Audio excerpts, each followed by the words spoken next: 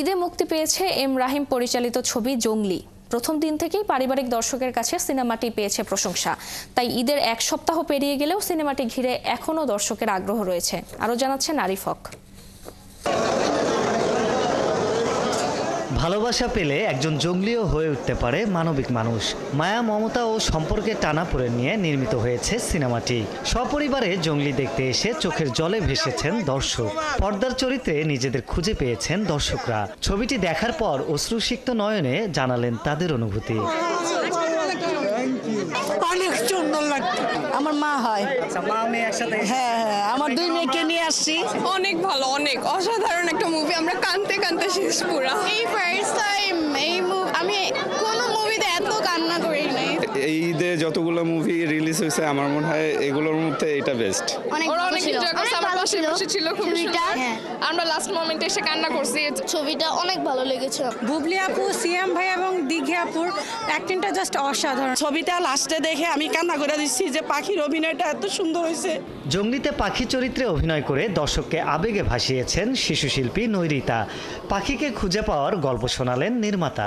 পাখিকে একটা জন্য আসলে নৈরিতাই পারফেক্ট। আসার পরে তারপর যখন আমরা অডিশন নিলাম, অডিশন নেওয়ার পরে ওকে আমরা গ্রোমিং করলাম প্রায় 2 মাস গ্রোমিং করার পরে তারপর হচ্ছে গিয়ে পাখিকে একটা তৈরি হয়েছে।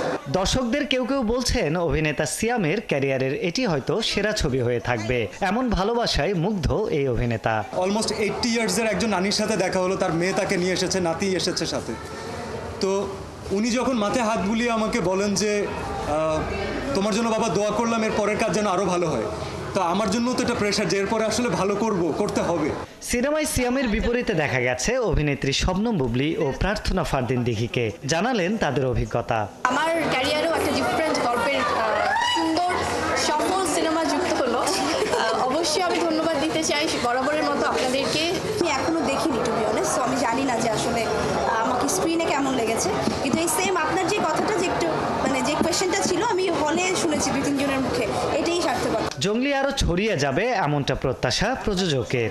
এই ঈদে আমাদের ওই কনফিডেন্স ছিল যে বরবাদ বা দাগি বা আরও যারা আসবে আসুক, সমস্যা নেই। আমাদের ছবির 2 দিন যাওয়ার পরে আমাদের ক্যালকুলেশন চেঞ্জ হয়ে যাবে, তো সেটাই হয়েছে। জঙ্গলির হাত ধরে এগিয়ে যাক দেশের সিনেমা, প্রেক্ষাগৃহ ভরে উঠুক দর্শকের সমাগমে, এমনটাই প্রত্যাশা চলচ্চিত্র সংশ্লিষ্টের। আরিফ হক, ৭১, ঢাকা।